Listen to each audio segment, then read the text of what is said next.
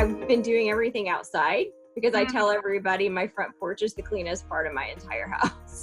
So welcome to the SPS Check-In. Traci Dralle, who is the president of Fillauer. In addition, Traci is the president-elect of AOPA. So she is one of the people in the know about all things going on within the industry. I thought it would be a really good idea to ask Traci to come on the SPS Check-In and get her perspectives. Most of the industry knows Fillauer quite well, but I know that your organization overall has changed quite a bit in the 7 years that you have been with Fillauer. So, would you mind sharing with us things that have been happening on the Fillauer front and what you guys have been doing? Absolutely. Thank you. And thanks for having me. So we have made a lot of changes over the last 7 years we've seen, but one of the big things I think is just ensuring that everyone, kind of understands who Fillauer is, as a whole. We have taken each of our business units. We just acquired TRS, which was very exciting back in October of 2019. We brought them into the Fillauer family. And so one of the big things we just really wanted to do was to ensure that we were providing a unified voice, rebranding the organization under the Fillauer brand and the Fillauer umbrella to all of our customers, not only in the United States, but also around the world from a marketing and kind of a customer facing perspective. But then also a lot of what we've been doing is really focusing on fortifying our foundation and strengthening that. And then, really the Fillauer brand has a number of brands underneath the Fillauer umbrella. So can you share with us the other brands? Yes, we have our Hosmer brand. Hosmer was acquired in 1996. That was actually the first acquisition. And then Motion Control was in 1997.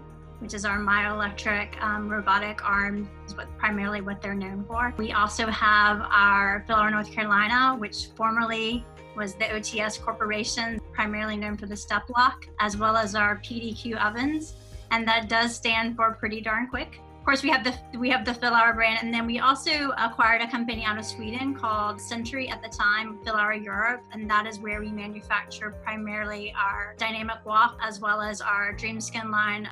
And then, of course, TRS is known for upper limb prosthetic devices. And then we also have Fillauer Composites, which is our R&D and foot design for our composite feet. And then in terms of all of the companies under your umbrella, is the Century line the only line that's manufactured outside of the U.S.? Yes, so I would say about 85% of our products are all manufactured in the United States.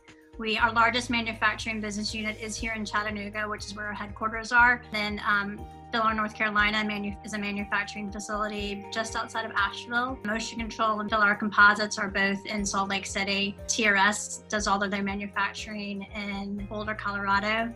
We do get some component parts from overseas, but primarily everything that we do is manufactured in the United States, and most of our vendors are also in the United States as well. Customers are asking what products are made in the U.S. It's great to know that over 85% of your products are made here in the U.S. And then, going back to kind of the transition that you guys have gone through over the past 7 years, do you think that, going through that transition has helped you as a company adjust to the new normal of what this COVID crisis has created?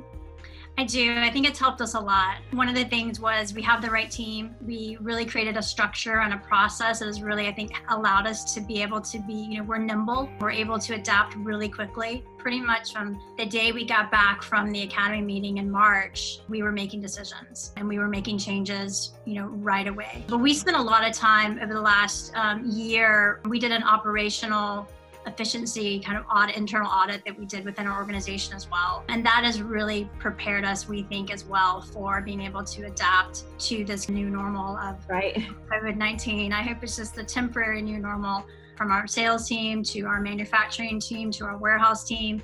Everybody really has, pitched in and said, okay, how can we do this? One of the big things we did last year was we made a huge investment in a new ERP system. We were able to roll that out in 3 of our business units. We've had to put the others on pause, but we'll be able to roll those out hopefully before the end of the year. It's not necessarily the fun and the pretty work, but really at the end of the day, those things matter. So getting, data cleaned up, getting access to everything. So we have visibility of what is going on, through each of our business units, in real time is really important. And so, in terms of what the future looks like, you have Any thoughts around what you feel like will be different, say, in 6 months? Yeah, I think that, in 6 months, I think that kind of where things begin next month will kind of dictate where they're going to be in 6 months from now. We feel like with all the states kind of opening up in some capacity as of this week, one of the big things is people getting comfortable. Okay, well, all this is happening. What do we do? Congress is passing laws. RAC audits are being suspended, thank goodness. There's PPP, how do I get it? And there's all this thing kind of coming at everyone at once. And it's like, okay, well, what do I do with all this? And how do I keep my employees? And how do I keep my business up and running? Because we are an essential business. And I think it was kind of, it's been, kind of overwhelming in the beginning. I feel like the profession as a whole has really rallied. And I feel like, patient care clinics going to be seeing as many patients as they saw pre-COVID in 6 months. Probably not, no. You're not going to have, oh yeah, just come on by. Walk-ins aren't going to happen anymore. It's always going to be by appointment. Having salespeople just, pop in and come and say hi and bring lunch. And I think that's going to be really different going forward. And it's going to need to be really intentional for a while. But I can tell you, I'm super proud of this profession. Business owners and practitioners are really putting their patients' safety as well as their employee safety as the priority. I agree. So I'm going to switch topics on you just a little bit, knowing that you've been on the AOPA board for a while and that you are the president-elect. I wanted to ask you, when's the last time AOPA has actually had a female on the board as a president? So last time was Anita, and that was in 2013 and 2014. And she was the second female president. Okay. The first one, interestingly, was in 1971 and 1972. AOPA is 103 years old this year. I will be the third female president. So that's great. A lot of our practitioners and our owners utilize AOPA and the Alliance and some of the other organizations like ABC, the NAAOP, as kind of their where they go to for information. Right. So from your perspective, a lot of people go to the September AOPA conference to get information about, what's going on in the industry, get CEU credits. What are your thoughts around AOPA this year? So yeah, CEUs is a big question this year. States are having the same kind of questions. Licensure states are having the same issue where traditionally they are required that they're in-state, continuing education credits. And how is that going to happen if the state meeting doesn't occur and everything right now is virtual and online? And so we're trying to help everyone kind of navigate that space. But we've all had that same, kind of had that conversation from the National Assembly perspective, the AOPA staff and the leadership overseeing that have really spent a lot of time talking to not only patient care clinic business owners, but also to the manufacturers and the exhibitors. And we have decided after a lot of discussion that the AOPA National Assembly 2020 is going to be the first ever virtual National Assembly. And we made that decision because we recognize that what is travel going to look like, in September? That's a busy time for business owners, and especially considering that some of them, might have been closed. It's really important that we recognize that they're in their clinics seeing patients at that moment in time. For those reasons, we've decided to do that. We're excited about this. This is going to give us an opportunity, we feel, to reach an even broader audience. I'm confident that, with the team that we have, with the amazing National Assembly Planning Committee that has put so much work into this, we can really reach a lot of people, but then also provide the high caliber and high quality education that, the clinicians and the business owners need. It gives an opportunity to be innovative and, try new things we probably wouldn't have tried before in the past, right? So we can absolutely turn this into something sincerely positive and exciting and fun. Great. So as we all know, not all OMP business owners and practitioners are members of AOPA. From your perspective, what is the biggest benefit that an owner gets by becoming a member of AOPA? The biggest ones are just the support that the staff provide. One of the big things that's come out of this is we've been able to be a resource through, RAC audits were postponed, including the certs. Prior authorization was postponed because of this. All the things that you see happening I can point directly to an individual on the AOPA staff that was instrumental in ensuring that that happened for this profession. So I think they get that. I think it's a great networking opportunity to meet with their peers, to learn and to see, okay, how are you doing it? How are you handling this? I think that's really important as well. I know our coding and billing resources always, whenever we do a member survey, they always rate up there. If they're not number one, they're number two every single year. And then education for not only for the business owner, but also for their team. I think the co-op is another really great resource if people don't know about that.